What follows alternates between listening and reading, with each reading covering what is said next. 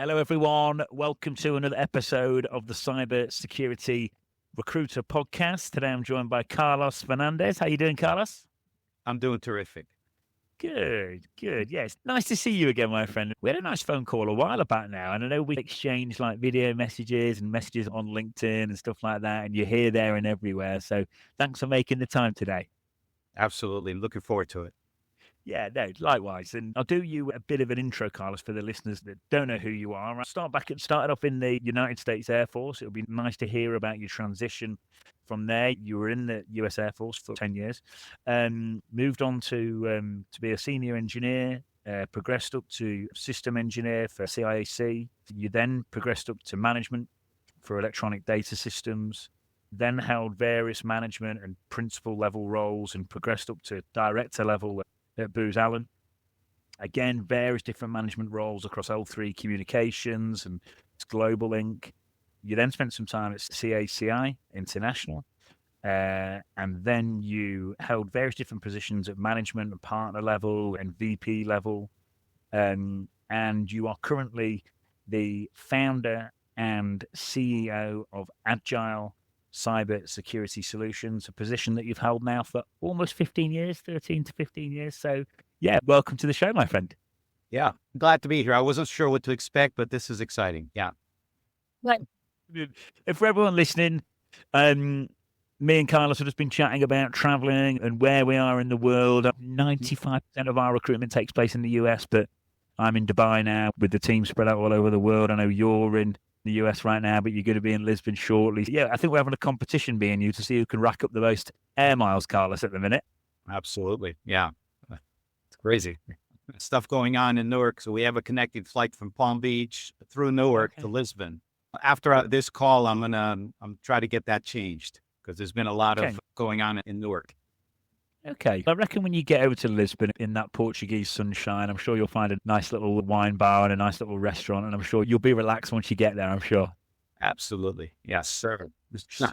Thanks for joining. I know I've done you a bit of an intro, but I'll start where I always start, which is who are you, what do you get up to, and what's a day in the life like at the minute? Yeah, I appreciate that question, but I've been in the cybersecurity space before it was called cybersecurity. So I've been doing this for over 35 years now. But now, because of running ACS and managing a team of elite cybersecurity subject matter experts that are all over the world, I tend to move around quite a bit. I'm right now in Palm Beach. We've got some clients down here in South Florida.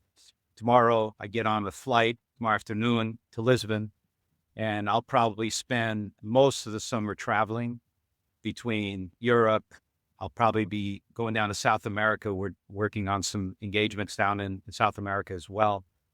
So it's been an interesting life. I wish I could tell you that I planned it this way, but we just start doing things and opportunities present themselves. And I think at the end of the day, it's all about relationships. So one relationship takes you one place, and then before you know it, you're traveling all over the world. Yeah, cool. It's interesting to hear you say that, Carlos. Now, I was actually thinking about this earlier because with like AI and automation and online so noisy, and there's loads of amazing applications of AI in the general world and in security especially. But that word relationships, I've got this theory that they're going to become more and more important because you can log on to any online platform at the minute. It is so busy and so noisy. Whereas if you do actually have a real relationship, I think that's going to carry more and more weight. So perhaps what you're saying is going to become even more true as we go on. Yeah, absolutely. One of the things that I talk and think about a lot is the importance of relationships. And I know everybody's talking about artificial intelligence replacing the human being with computers. I think that would be a very boring world to live in. We are a vendor and product agnostic deliverer of elite cybersecurity services. Our people are our product. So we spend a lot of time recruiting, retaining, and really communicating to folks the importance of what they bring to the cybersecurity space.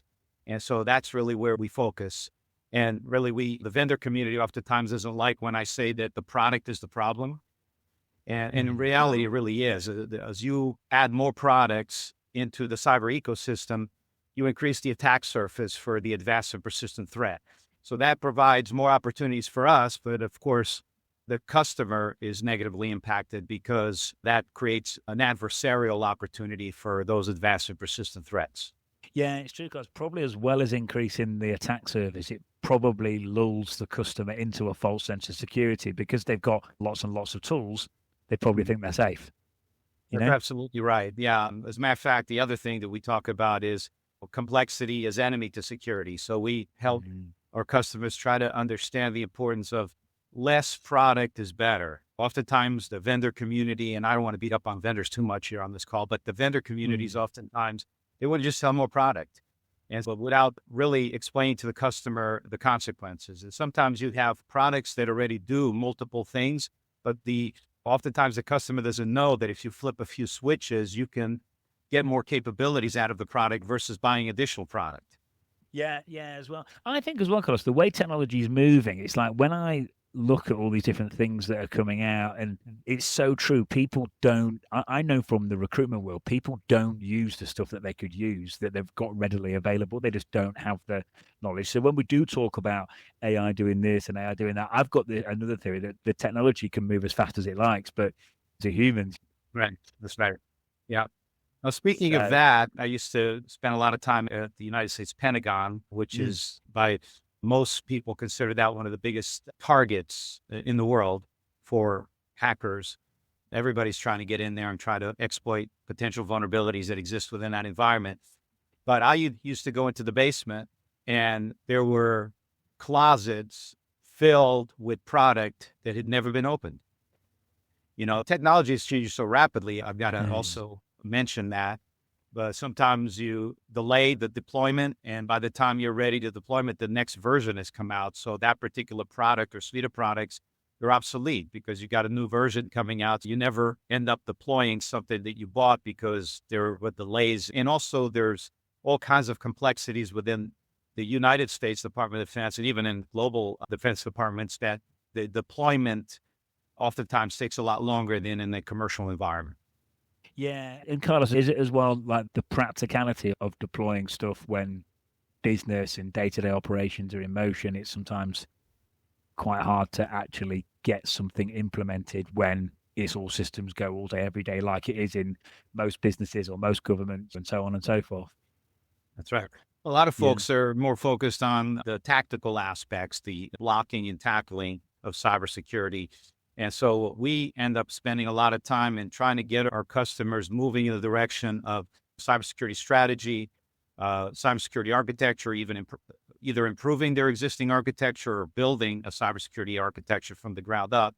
Then, you know, you've got the as is, the to be, and then the implementation planning. Those are all things that are more strategic, not tactical. But oftentimes a lot of folks, because of limited resources and other things that they're doing, they're focused on the tactical, putting out the fires day to day. Yeah, no, cool. Now, Carlos, it'd be nice to talk about more what's going on at Agile Cybersecurity Solutions. It'd be nice to talk about just your overall growth and progression as well, and your transition out of the Air Force to not only successfully transitioning out of the Air Force into a role, but also progressing up to VP and partner level is quite a big step, not to mention jumping out to be an entrepreneur. But for people listening that are maybe transitioning out the Army or the forces or whatever it might be, is there anything now that you wish you knew back then at the time that could help people listening? Yeah, that's a loaded question, Yeah, but it cool. means a lot of this, and it's done in a way I think will be entertaining for many folks. I call it the big idea. So a lot of my journey is documented in the book. But to answer your question, I started out in an Air Force uniform, graduated from the Virginia Military Institute, went right into the Air Force as a commissioned officer, spent 8 years in uniform, and just volunteered to do whatever needed to be done. I think a lot of folks sometimes are looking for all the lights to turn green before they move forward.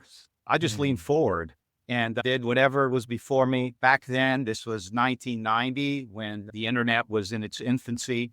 So I had a degree in electrical engineering, Air Force. I was fortunate. They had some of the best toys in the business where they bought a lot of capabilities, and they had some of the best back then, some of the best, and some people argue that they still do as far as U.S. cybersecurity capabilities within the Air Force. So I was fortunate to be around that environment and be able to take what I learned in an academic environment and put it to work within the Air Force environment. And then I just developed skills as a result and kept progressing from there. Then when I left the Air Force, went to work in industry.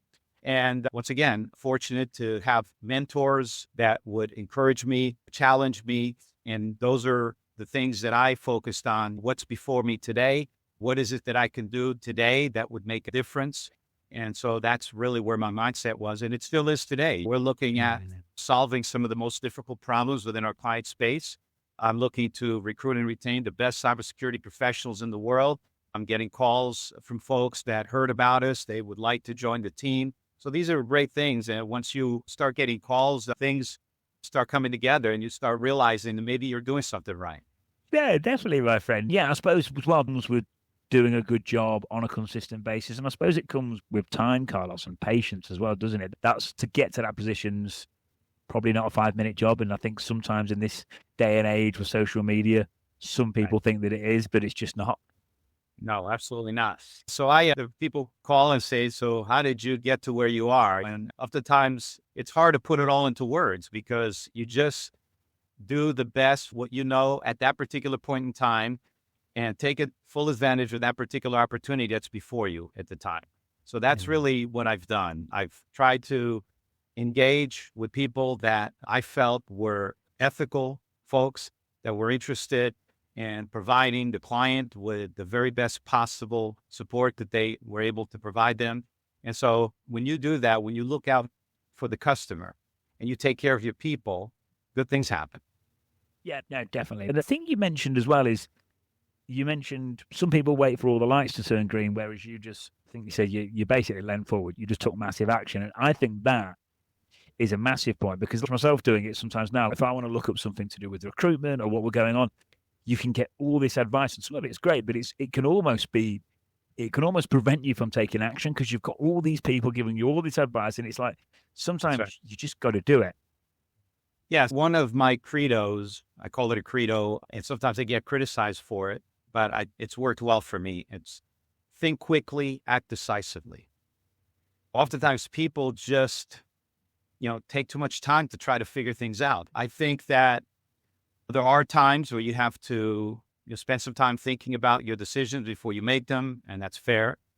But most of the time, if you just think through what it is that needs to be done, what's before you, and then just make a decision, you may make mistakes, but the mistake is part of the process that will get you farther than if you didn't make the mistake. Mm-hmm. So I believe in making mistakes, and you want to fail fast. And that's what my friends have always said to me, fail fast and move on. Yeah.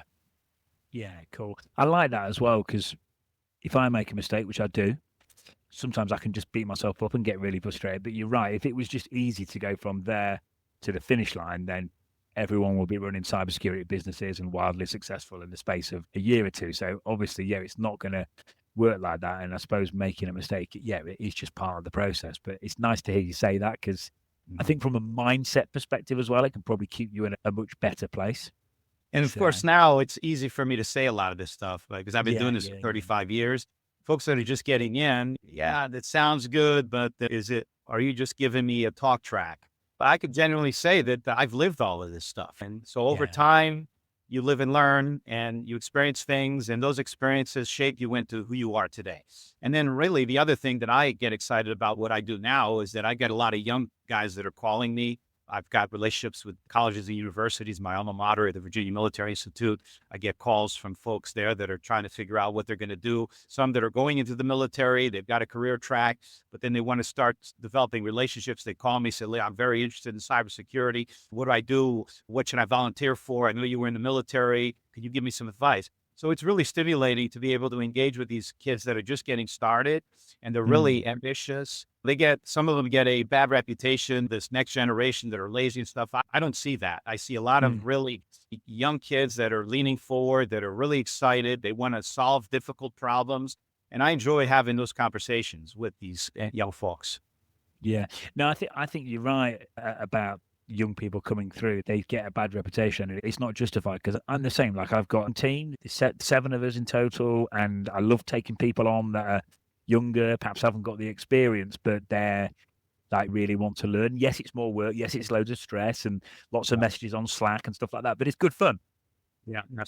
The other thing that's really exciting, and some parents may really appreciate this, I just had my 21-year-old son reach out to me. He was doing some other things, didn't really take my advice early on. He got beat up a little bit. Then he called me, he said, "Hey, Dad, I think I want to get into cybersecurity. Can you help me?" He's now working with me. I'm mentoring him. I'm using him as a guinea pig, really, to see where we can leverage him. He doesn't have a college degree, but he's very ambitious. Put him in a pre-sales role. And he's learning the talk track. He's reaching out to clients. He has no fear. He'll call anybody, anytime. And just an exciting kid to watch develop into a valuable member of our team. We're excited. Oh, mate, that must be wicked for him and for you. That must be really, that's really good. The other thing, I didn't used to get any calls from him. Now I'm getting calls multiple times a day because he's so excited, wants to do well. And Dad, here's what happened. Can you guide me on? It didn't go as well as I expected. What happened? Can you coach me through this?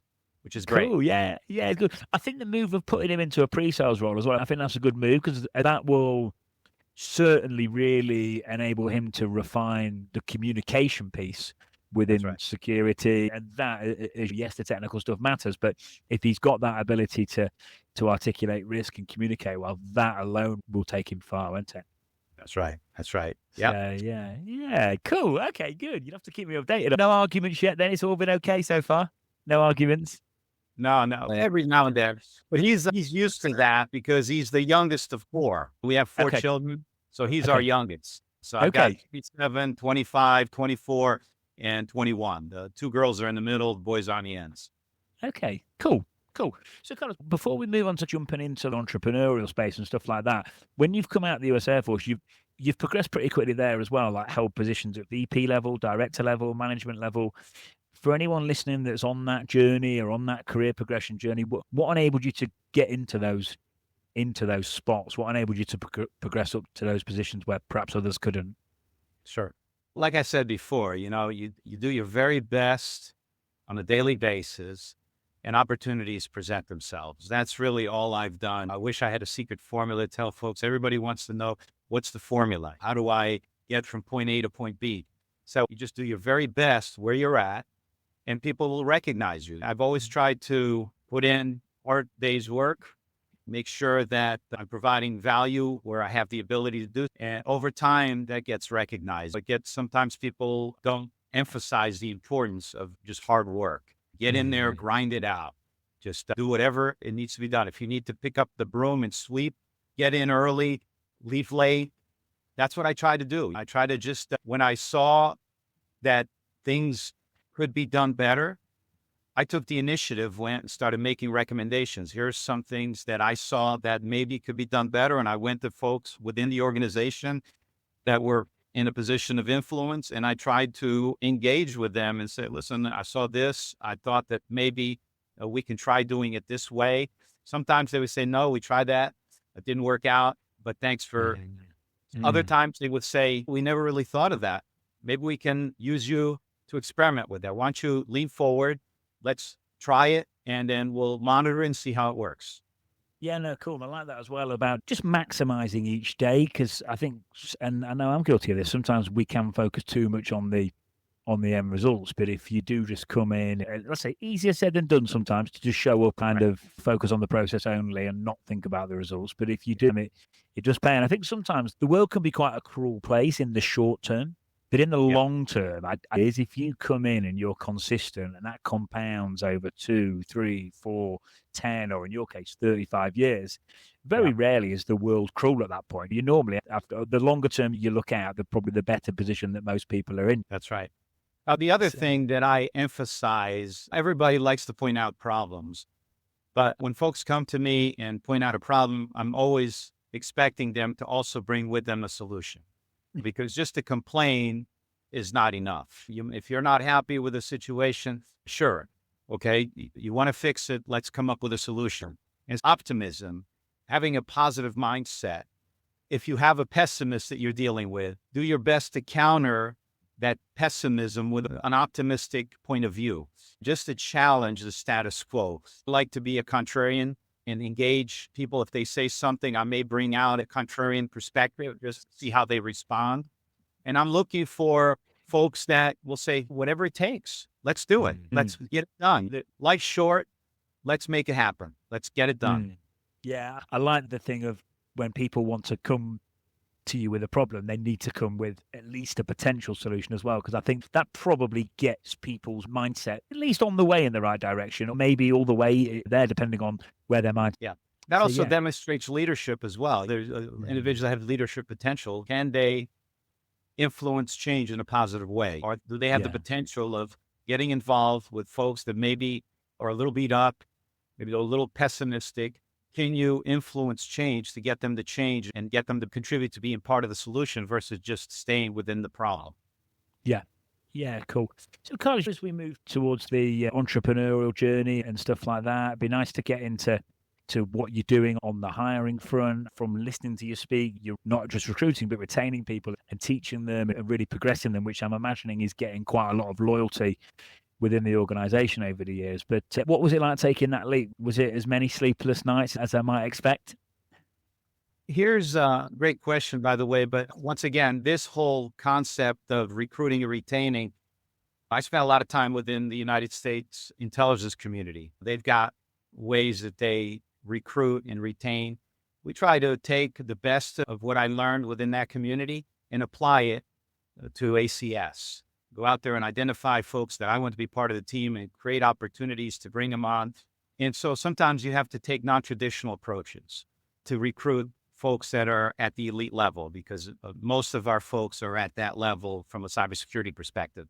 So I have to create non-traditional opportunities for those folks with 1099 consulting relationships, IRS rules, the 1099, if you're familiar with all that. But so we have a lot of contractors that we've signed agreements with so that we can bring them in and out of engagements. And it also becomes much more cost effective for us versus if we are recruiting and keeping people on the bench, may not have them billable all the time. It becomes quite expensive for us as a company that's positioned for growth.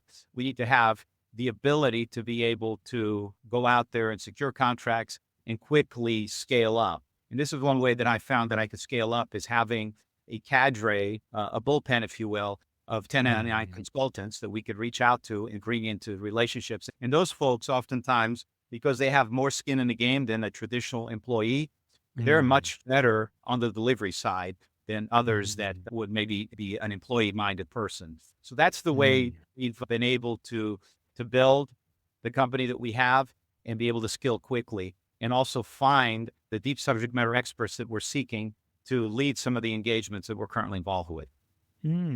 I like that, Carlos. Yes, and I think I've seen, sounds like you've been doing that for a while, but I've seen more of this approach recently because of not as normal market conditions, shall we say. It's a bit sporadic, and one quarter people can be extremely busy and the next quarter they might not be. And I've seen more and more people do it, but it sounds like you've been doing it for a while. Yeah. I sometimes say that I feel like I'm running a halfway house for disgruntled corporate executives that they've left the corporate environment, want to kind of put up their own shingle and do their own thing. Many of them want to have their own small business, want to figure out how to set up an LLC or some other business entity where they could, maybe it's just a one-man operation, or maybe they have ambitions to grow a small team. I want to enable, equip, and empower these folks to be able to do that as well. I talk about that in my book as far as that whole, I'm a capitalist, believe in free enterprise. And it's all about enabling, empowering the small business owner to contribute meaningfully and bring whatever it is. If they've got a talent, skill, and ability that could be deployed into the marketplace, then instead of going and asking for permission, just go out and do it. Yeah, no, I love that. And this is the best place in the world for stuff like that. It's just such an enterprising, business-oriented place. It's pretty good. Absolutely. Yeah. Good. So speaking of that, I was born in Lisbon, so I'm a naturalized citizen. I have the benefit of having dual citizenship now because Portugal recognizes that. But I was 7 years old when my parents immigrated. We talk about there's a lot of immigration conversation going on. A lot of it is negative. I happen to think that my immigration story, which I talk about in my book, is a positive message of my parents, immigrants. They did it all legally. They followed the rules.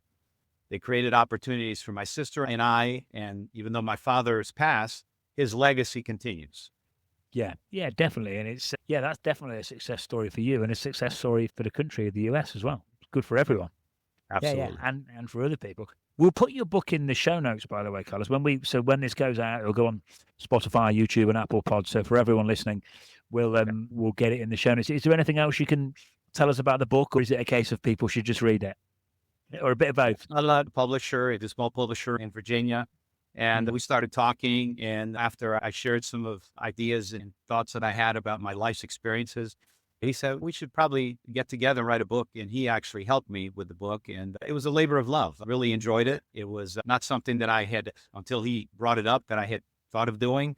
But it was something that a lot of executives and folks that have done something like myself end up writing books. And I hadn't really thought about that. And he said, well, you should. So I said, okay, let's do it. Like everything else. Yeah. I've never written a book, but what I can relate to is when I've got stuff on my mind and I write like a long post, or I do like a weekly newsletter on LinkedIn, and I find it quite therapeutic in a way. I really enjoy it. Is it the same when you're writing a book? Do you get those kind of feelings? Yeah, absolutely. Tom Freeling, who's our publisher, he guided the whole process, but he has he's helped publish New York Times bestseller, so he's got a track record. So I leaned on him to guide me through the process. I'd never done this before. I'm an electrical engineer. I'm not an English major, although I did pretty well in English. So that kind of leveraged some of that experience from my youth. But so it was just something that I really didn't think about doing. But as I started talking to him, I started revisiting some of the things that I talk a lot about big ideas. When I talk to my teammates, hey, here's a big idea. And then I go off on a tangent and kind of explain, what I mean by that. And I come up with ideas and I try to figure out how to employ those ideas within the business. And so that's the way that I thought about writing the book. Let me look at all of these different, what I consider to be big ideas that have taken me from where I was as an immigrant and get me to where I am today. And maybe others could benefit from knowing, much like what you were asking earlier, how did you do it? It was clunky at times and didn't seem like anything was happening for a while, but things came together. And I believe that, if you stick with stuff, all things over time work together for good. Sometimes it doesn't seem like it, but over time, all things work together for good. That's another thing that I talk to myself about, that don't worry about it. It may not seem like things are working, but let's just stick with it and see what happens. Yeah, I like that. You mentioned as well about talking to yourself, because we all do it. We all talk to ourselves. And I think it's like an old Tony Robbins quote, but it really stuck to me. And it basically says something along the lines of, you better get good at talking to yourself if you want to have the right mindset. And it's so true, because I talk to myself a lot. And I'm trying to get better at it, because you need to be your own best friend. Yeah, just interesting to hear you say that. And I like what you say as well, again, sticking with stuff. I think it's the same. Like, you stay in the same niche or space for a while and you do what you said you were going to do when you were going to do it on time, and you're consistent. It does start to compound over time. And I think you're right. I've had it before where I just feel like nothing's happening, and you just keep the belief there, you keep going, and all of a sudden you're okay again. Absolutely. Now, another area from an entrepreneurial perspective that really is important to me is that years ago, I read Jim Collins's book, Good to Great, and it stuck with me. And I actually picked it up recently, started reading a little bit more about some chapters that I wanted to revisit. And this whole concept of good to great, good is the enemy of great. Those of us who want to do things of significance, we want to figure out how to get from good to great. And so it involves making sure that we've got the right mindset, but also that we surround ourselves with people that share our same values. And over time, they don't have to always agree with you. And you can't find people that are always 100% in agreement, but at least we share common values and we're willing to work together. I'd like to also say, and most of the time I sign my emails with one team. We're one team. I don't care if you're a member of my company or not, if we're a relationship, a client. We're all part of the same team. We got one team with one purpose and with one goal. And so that's the way I frame that and try to encourage people to think in those terms, being a team player, working as a team, collaborating, working out differences, negotiating outcomes. All of those things are important to us in our day-to-day. And an agile company in cybersecurity, you got to have that because things are changing so rapidly that you have to be in that mindset in order to be able to have success in this space. Yeah, no, thanks, Carl. I think as well, too, things are changing a lot at the minute, aren't they? Like things just seem to change faster and faster. There was I can't remember the exact words, and I think I mentioned this on another episode, but what this stat was saying is if you're like 11 years old now, by the time you hit your mid-30s or your mid-40s, you're going to experience like a year's worth of change in a couple of weeks. Like it's just happening faster and faster. And I don't know about you, but I can start to feel that. I feel like the world is pretty eventful these days, and I feel like a lot of things happen in a short space of time. It doesn't feel like it used to. Maybe I'm getting older. Yeah, I feel the same way. I used to get ready for summer after you're in elementary school or grade school and high school, and then the summer was very long. Today, things move so much, but before we're just getting into the summer soon, and within a short period of time, seems like it's over. But it used to feel so long. Or it did. It seems like you grow a few inches over the summer. Actually, I did. I remember one year I grew 4 inches. I don't know what it is in the US, Carlos, but in the UK, we used to get 6 weeks off at summer. And going into that 6 weeks, it just felt that was it. We were off forever. And it's true. Like I said, that 6 weeks seemed to last forever. But yeah, 6 weeks just even this year, I can't believe like we're halfway through May, which just seems ridiculous. It doesn't seem 5 minutes ago since New Year's Eve. So yeah, it certainly moves fast. Yeah. So yeah, cool. All right, because in terms of the business, in terms of Agile, I know you've got a lot going on at the minute, and you've explained quite a bit of it so far. Have you got like some plans moving forward, or for this year or next year? Is there anything on the horizon in terms of where things are heading? Yeah, absolutely. So let me just take a minute to just share with you what we do. We have a commercial side of our business and we have a government side. Our government side of our business is the largest. We probably do 75 to 80% of our revenue comes out of supporting the Department of Defense and the United States intelligence community. But we want to grow our commercial business. So we've been really leaning forward to create opportunities both domestically and internationally. We just won a significant contract in Europe with a NATO ally. Don't want to get into too much of those details because it's a classified contract. It's supporting NATO, but we're very excited about having a presence on the European continent. And with the work we're doing within this one allied nation has the potential of being able to scale to all 32. So that in itself is going to give us an opportunity to grow.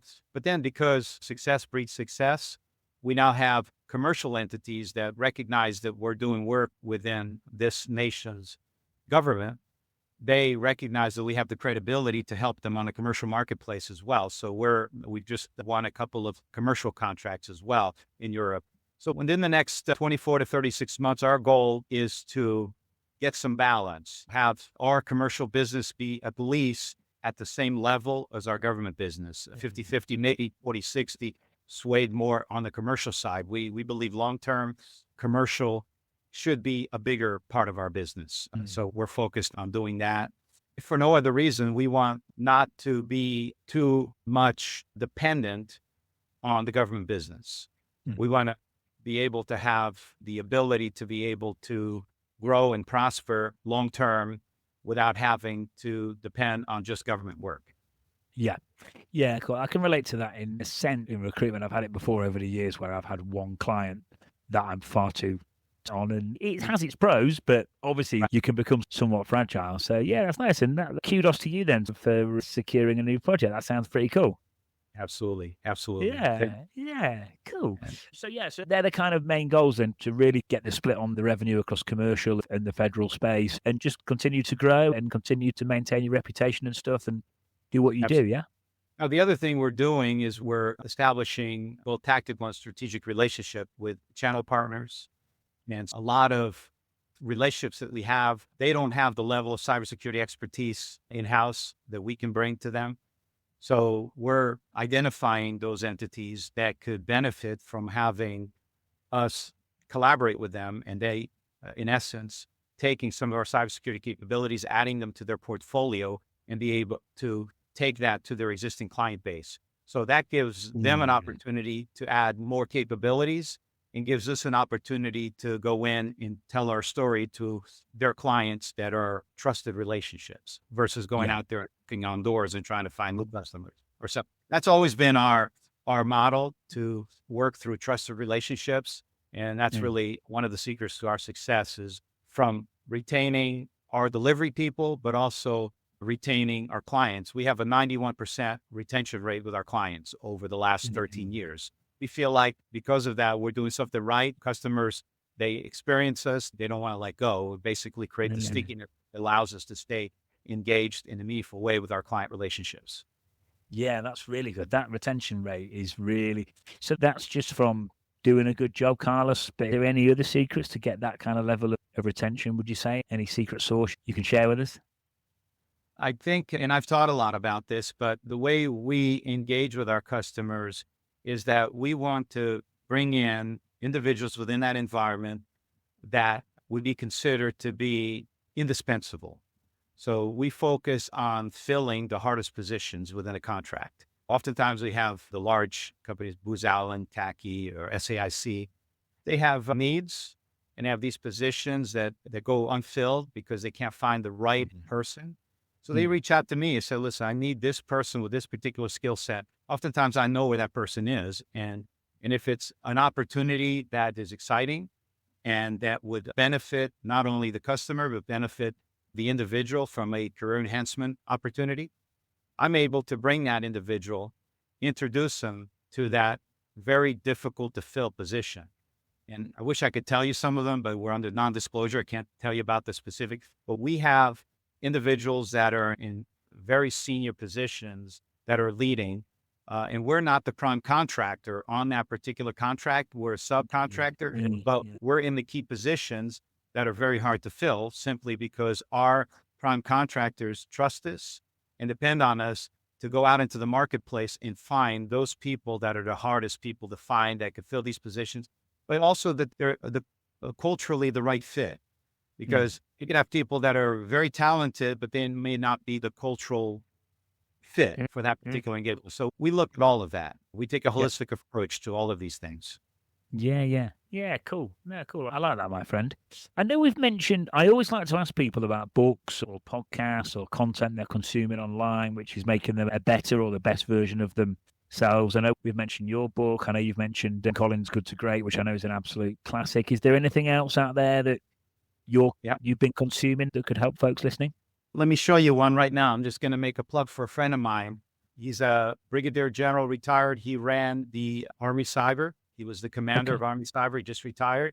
And so Adam Volant, personal friend of mine for 40 years. He was somebody that influenced me tremendously early on. He's a few years older than I am, but we both went to VMI and he was one of my mentors. And so he went from being a VMI with me to becoming a brigadier general and just retired and wrote a book, No More Secrets. I'm just starting to get into it, but it's stimulating. And so that's the book I'm getting into right now. I also read recently Adam Grant's book. I forgot the name of it, but I like some of his work more from a positive thinking and getting my mind. But then there's another book. I'm looking at a few books here that I've read recently, The Atomic Habits. That was one that I really enjoyed as well. And then recently I pulled off the shelf, I think I mentioned Jim Collins's book that I had read years ago, pulled it back out and started reading it about halfway through it again. Good to Great. Yeah. I love doing that, by the way, reading a good book again, especially if you've not read it for a while, because you get different things from it second, even third and fourth time round. If you want to really get into it, it's like you'll always get something extra, won't you, from reading it back? It's surprising. Yep. Yeah. It's good. It's good. Cool. All right, Carlos. Listen, it's been good. It's been nice chatting. And so the flight to Lisbon, is it later today or is it tomorrow? Or tomorrow afternoon. Okay. Right now I fly from Palm Beach to Newark. Changed. I'd rather fly Palm Beach to Dulles, DC to Lisbon, because like I mentioned earlier, Newark's a mess right now because of a variety of things. I think it's become one of the largest airports in the United States, but I think they're having some issues. There's been some close calls over there. I don't know if you've seen in the news, but near misses, which I'd rather stay away from. Yeah, you don't. Yeah, Yeah. But we'll see what happens. Sometimes you think that in the midst of all of this, maybe they're paying even more attention now because they're under a lot of scrutiny. So maybe I should just stick with it. Hey, do you know what? That's probably not a bad philosophy, actually. No, but hear what you're saying at the same time, because I'm a bit like that. I can start overthinking stuff, and I'm like, but then before you know it, I'm not going. But yeah, no, enjoy Lisbon. I'm actually going to be in south of France. It is next week, at the end of next week. So we're not going to be too far away from each other. We'll be closer than we normally are. Yeah. If you ever happen to be in the Lisbon area, we own a home there just 82 kilometers north of Lisbon on the coast. Oh, wow. So you're welcome to come join. We got plenty of room. If you'd like to come and visit, we'll house you and feed you, and we'll have a good time around. Yeah. You might regret saying that because I eat a hell of a lot. So, we'll have some fun. My mother and my wife love to cook, so they would love them. Yeah. No, great, Carlos. Listen, thanks for your time. It's been a really nice episode, real natural flowing conversations. Yeah, thanks again. And it's nice to see you. And real nice conversation as always, my friend. Great to be with you. Thanks, buddy.